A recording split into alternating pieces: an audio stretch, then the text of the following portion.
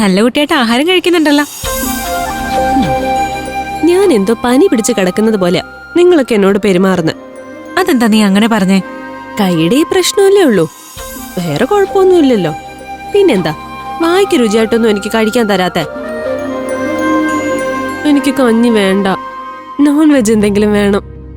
Chicken fry കഴിക്കാൻ കൊതിയാവുന്നു. തൽക്കാലം doctor പറഞ്ഞത് കഴിച്ചാ മതി.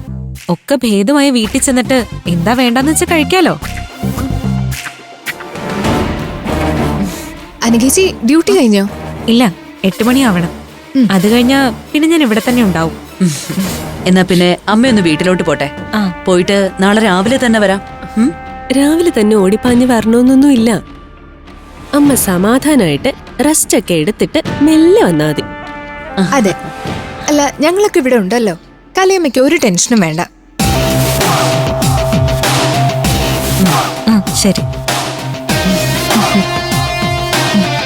കുടിക്കേ കുടിക്കേ. ആ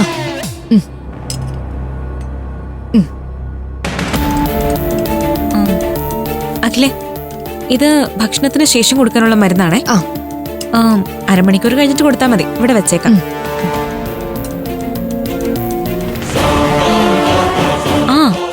ഇതിനി വേണ്ട. ആഹാ, അപ്പോ ട്രിപ്പ് കൊടുക്കണ്ടേ? ഇപ്പൊ ഇവള് നന്നായിട്ട് ഭക്ഷണം കഴിക്കുന്നുണ്ടല്ലോ, അതുകൊണ്ട് ഇനി ഡ്രിപ്പ് ഇടുന്നത് നിർത്താന്ന് ഡോക്ടർ പറഞ്ഞു.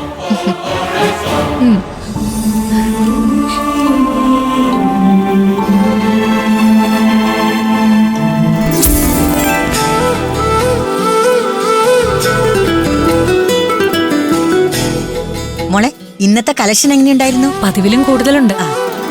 എല്ലാ കൃഷ്ണന്റെ മിടുക്ക. തിരക്ക് സമയത്ത് സീറ്റ് കിട്ടാതെ ആർക്കും പോകേണ്ടി വരാത്തതുകൊണ്ടാ ഊണ് നേരത്തെ തീർന്നത്. അതിന്റെ ക്രെഡിറ്റ് കൃഷ്ണേട്ടൻ തന്നെയാ. അത് മാത്രമല്ല അമൃതമോളെ കാര്യം, ഊണ് കഴിഞ്ഞ് കഥ പറഞ്ഞിരിക്കാൻ കൃഷ്ണേട്ടൻ ഒരാളെയും വിട്ടില്ല. കഴിച്ചു കഴിഞ്ഞവരെ പറഞ്ഞു വിട്ട് അപ്പോഴേക്ക് അടുത്ത ആൾക്കാരെ പിടിച്ചിരുത്തി കഴിയും. എന്തായാലും ആ ബംഗാളി കൃഷ്ണൻ മിടുക്കനാ. എന്റെ ചേട്ടത്തി, കൃഷ്ണേട്ടൻ നല്ല ഒന്നാം തരം മലയാളിയാ. നന്നായിട്ട് ജോലി എടുക്കുന്നതേ അന്യസംസ്ഥാന തൊഴിലാളികൾ മാത്രമാണെന്ന ചേട്ടത്തിയുടെ ചിന്തയാ ആദ്യം മാറ്റേണ്ടത്. ഇന്നത്തോടെ ഞാൻ മാറ്റിയിരിക്കുന്നു. പോരേ. മാഡം വിളിച്ചു പറഞ്ഞു.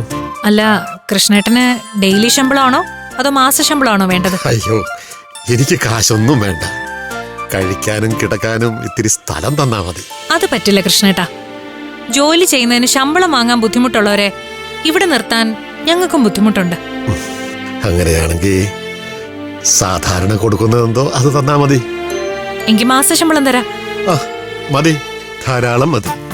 പിന്നെ ഇത് ഞങ്ങള് പെൺകുട്ടികൾ മാത്രം താമസിക്കുന്ന വീടാ, അതുകൊണ്ട് ഉറങ്ങാനുള്ള സ്ഥലം തരാൻ പറ്റില്ല. അത് കൃഷ്ണേട്ടൻ തന്നെ കണ്ടെത്തണം.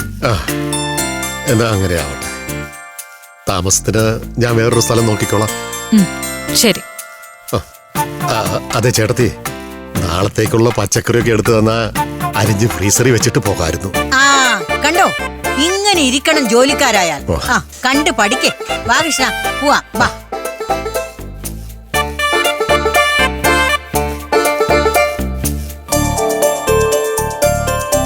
ആതിരയുടെ ഇന്നത്തെ ക്ലാസ് കഴിഞ്ഞാണല്ലോ, എന്നിട്ട് അവളെന്താ വിളിക്കാത്തെ?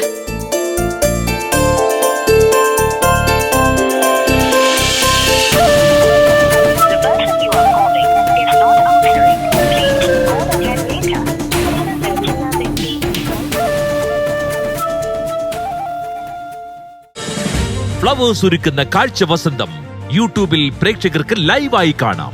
ഫ്ലവേഴ്സ് കോമഡിയിൽ ജോയിൻ ചെയ്യൂ, ആസ്വദിക്കൂ.